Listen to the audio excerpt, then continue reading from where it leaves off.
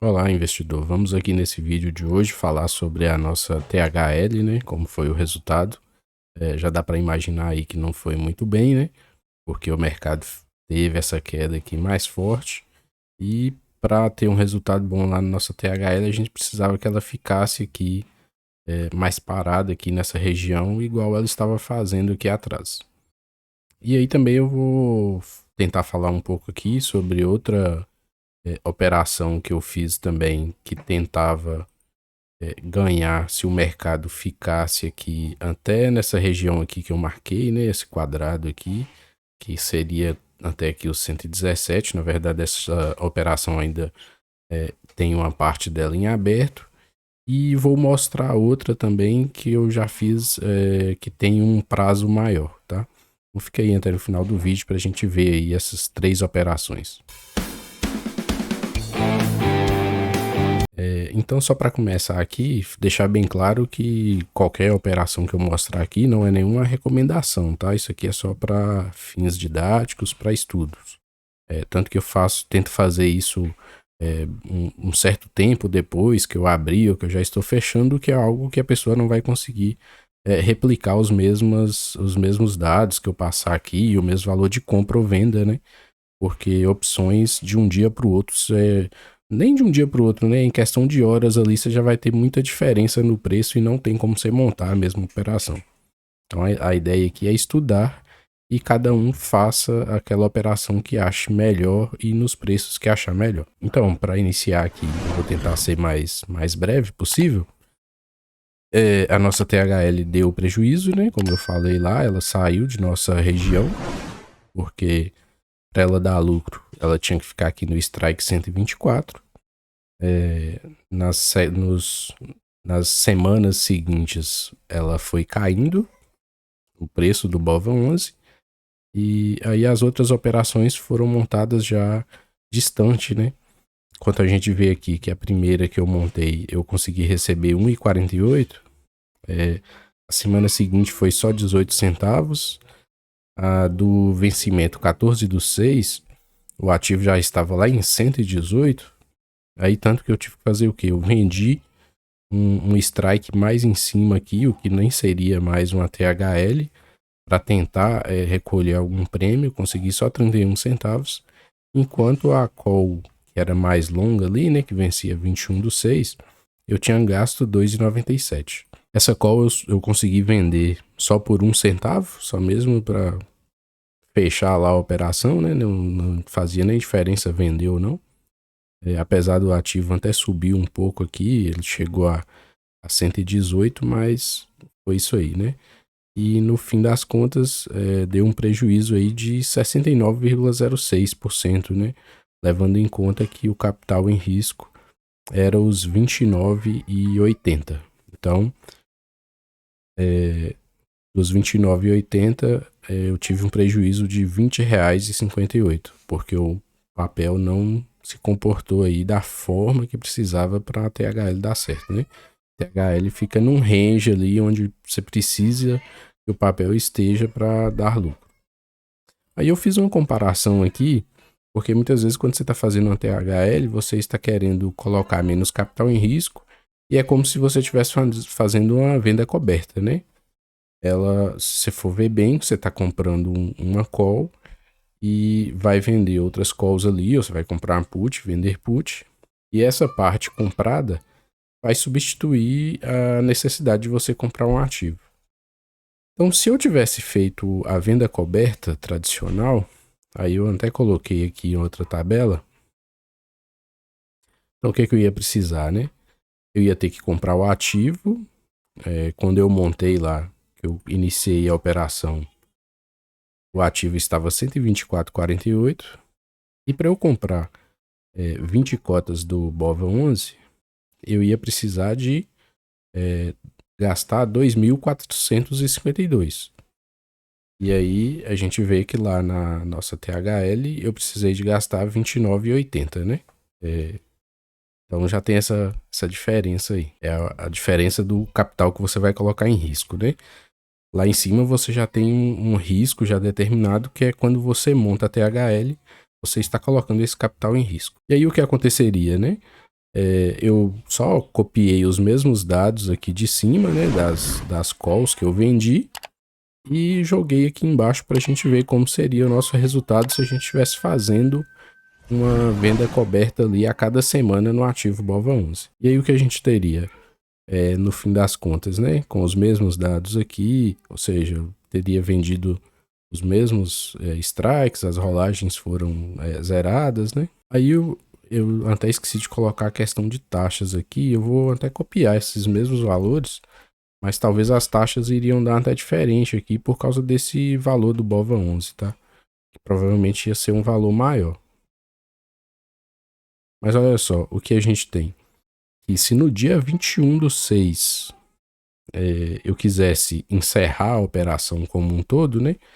Que eu agora estaria com o ativo BOVA11 que eu comprei a 124. No dia 21/6 eu peguei o valor de fechamento dele, foi 118,02.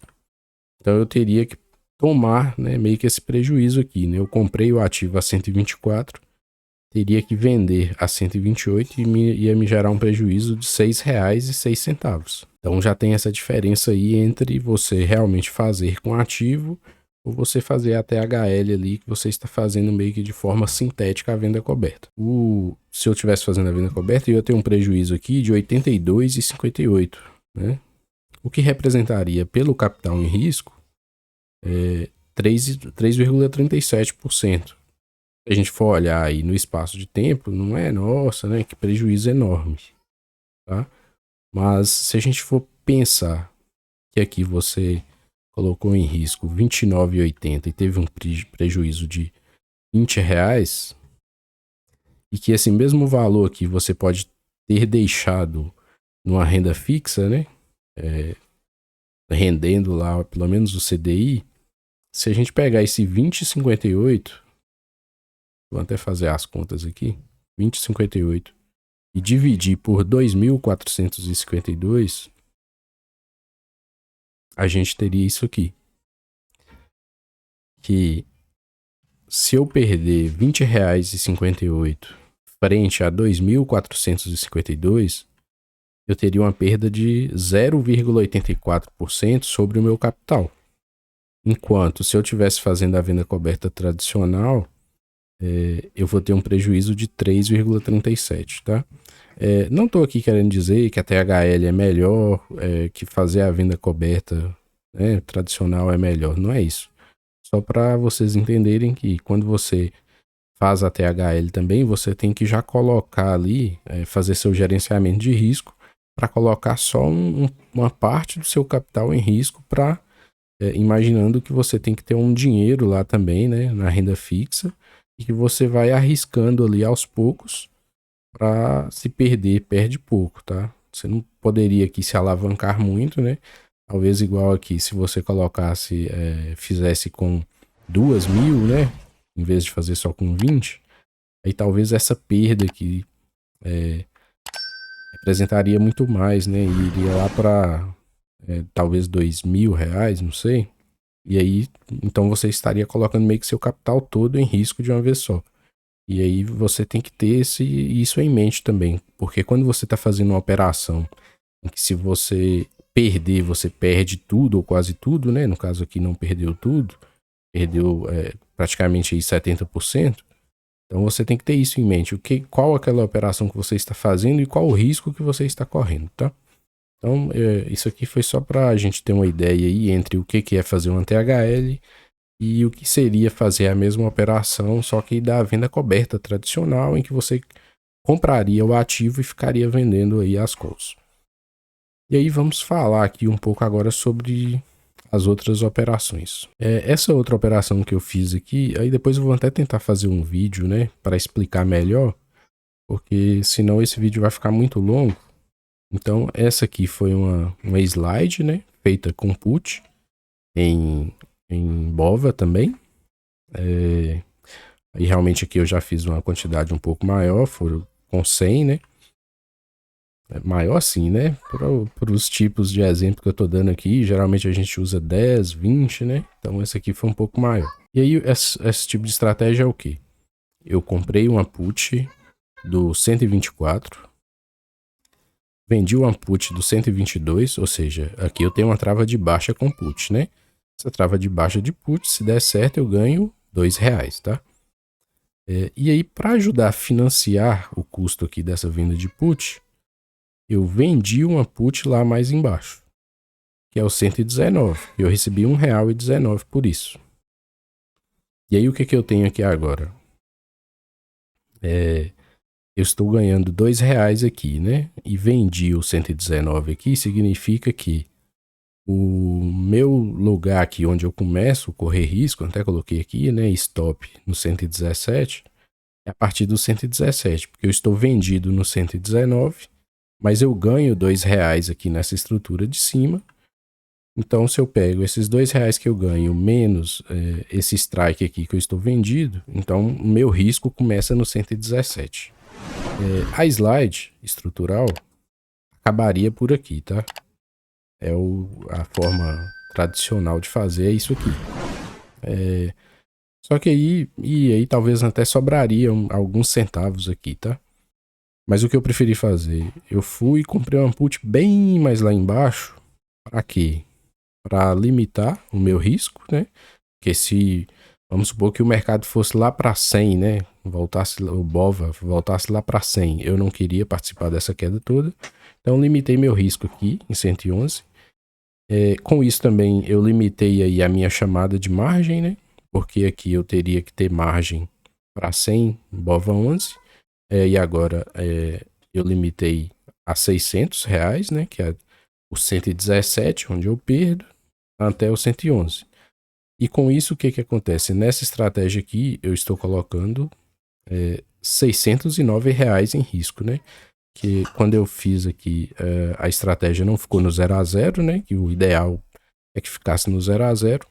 Mas eu tive que colocar 9 centavos por cada uma. Então, eu gastei R$9 aqui para entrada e coloquei R$600 em risco.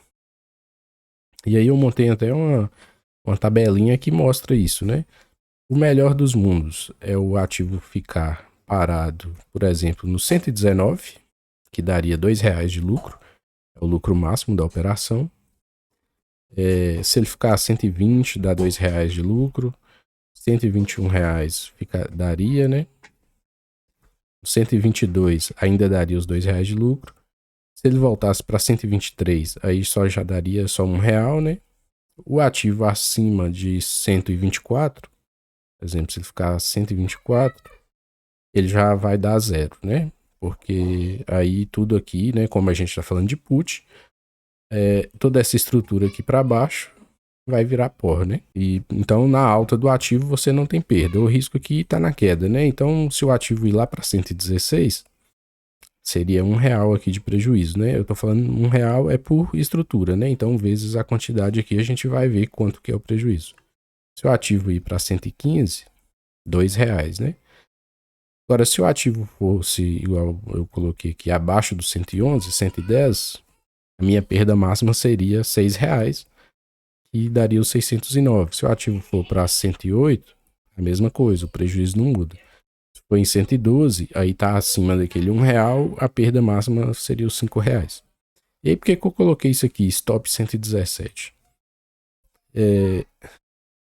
Quando a gente puxa o gráfico aqui no semanal, teria algo interessante aqui, que essas regiões de topo, né? Do BOVA 11. Então, eu imaginava que aqui, nessa região do 117, é uma região, né? O ativo poderia encontrar ali uma região que foi resistência, poderia virar suporte. E com isso, talvez seria uma região interessante para colocar aí o nosso stop. Mas, quando eu montei a operação, a ideia é, se o ativo for caindo, ver que o ativo vai cair muito forte e perder o 117, eu ia estopar. Porque eu não queria perder os R$609, né? Quando o ativo ele vai caindo ali, você vê que o que eu fiz, né? Eu estopei metade da operação. Foi isso que aconteceu, né? Então aí eu peguei e fiz mais duas tabelas aqui, dividindo isso. E quando o ativo chegou lá realmente ele estava lá nos 116,40 por aí, eu peguei e estopei a metade da operação. Então, com isso, eu tive um prejuízo aqui de R$ 51,38. E essa outra metade da operação, aí para que eu fiz isso, né? Para diminuir ali a minha alavancagem. Ou seja, eu não queria aí correr o risco de perder aqui até os R$ 609. Então eu estopei a metade da operação e deixei 304,50 ainda em risco. Então eu já não corro mais o risco da operação toda. E ainda tenho aqui a metade, né? O ativo começou a voltar aqui, já está nos 118. Se ele voltar aqui para nossa região dos 119, 120 e ficar por aí até lá próximo do vencimento, seria o melhor para mim, porque aí eu vou conseguir, talvez, né, o lucro até máximo aqui. Quer dizer, eu não vou ficar procurando o lucro máximo também, né? Na hora que tiver um lucro legal, eu vou fechar a operação. Então, se aqui der uns R$ 100, R$ 80, eu prefiro fechar e tentar pagar essa parte do prejuízo que eu tive e ainda sair com lucro pequeno. O importante aqui também é o aprendizado, né? A gente vai fazendo, vai montando e vai entendendo a estrutura, como funciona. Qualquer coisa depois eu faço outro vídeo mais detalhado sobre só essa operação, para o vídeo aqui não ficar muito longo também. A outra operação que eu montei foi uma trava diagonal. Ela até é um pouco semelhante lá com a nossa THL, mas tem algumas diferenças aqui. A primeira diferença, eu montei com o strike, o ativo estava lá próximo dos 116, né? Foi no dia 14/6. Eu comprei uma put mais longa aqui, no strike 120. Isso aqui está até errado. Essa put ela vence no dia 20/12. Então, BOVA X, então ela é do mês de dezembro, tá? Eu comprei essa put aqui e vendi uma put na linha do dinheiro ali. E para isso eu recebi 1,54. Aí aqui eu já fiz uma venda mensal, né? Aí eu estava até olhando aqui. Talvez poderia até ter vendido semanal, mas às vezes até melhor quando você faz no mensal, né? Você diminui questão de taxa, questão de toda semana você tem que ficar ali olhando. Aí depois eu vou rever isso, se eu continuo aqui fazendo essa venda no mensal ou se eu mudo e passo a fazer ela no semanal. Nessa estratégia aqui, eu vou tentar ao máximo, né? Sempre ficar só com essa estrutura, mas se o ativo cair e der exercício, talvez eu vou deixar aí para o exercício, né? Dependendo da região de preço que estiver, e aí vou passar a vender call, tá? Eu ainda estou definindo isso e é algo que eu quero até fazer também, é deixar tudo escrito, né? O que eu vou fazer para depois não ficar criando ali as coisas na hora, né? Então, o mais interessante talvez seria já deixar um plano ali estabelecido. Se o ativo ficar aqui no 115, eu vou deixar exercer e vou ficar vendendo call, né? Porque aqui eu tenho uma coisa a meu favor. O meu capital principal vai estar protegido, né? Apesar que essa put aqui foi mais cara, né? Foi 5,9, mas aqui pelo menos eu já recebi 1,54. Então, se eu comprar, eu fiz aqui só com 50, né? Mas vamos supor que fosse 100 só para facilitar a nossa conta. Então, se eu for exercido aqui, eu teria que ter 11.600, né, para comprar o ativo, se fosse com 100. No caso aqui não é. Mas esse capital estaria protegido porque eu já poderia, eu sei que lá em dezembro, se o ativo estiver um preço muito baixo, né, 100, 110, eu sei que eu posso vender ele por 120, né? Isso aqui eu tenho um direito. Mas a ideia aqui também é de início ser uma coisa mais limpa, né? Onde não precisa colocar muito capital. A ideia aqui seria usar só a estratégia com as opções mesmo, mas eu já estou deixando aqui de antemão que, caso eu precise de exercício aqui e eu não vejo, não enxergue que é muito interessante ficar fazendo a rolagem das opções, eu vou deixar ser exercido, né? Vou sempre buscar vender a put o mais ATM possível, né? Ou seja, no próximo vencimento, se o ativo estiver lá no 117, 118, eu vou tentar vender a put na linha do dinheiro. E aí, se passar do 120, aí eu vou ver como que eu faço, né? Essa questão. Porque eu estou protegido de 120 para baixo, né? Mas a ideia é sempre tentar fazer essa venda o mais na linha do dinheiro possível.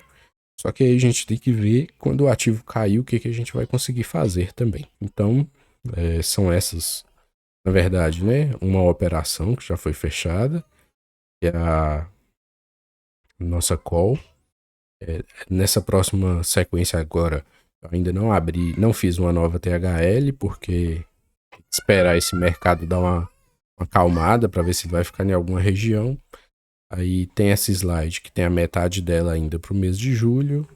E tem essa aqui, né, também, que é a nossa trava diagonal aí, com strike aqui mais longo.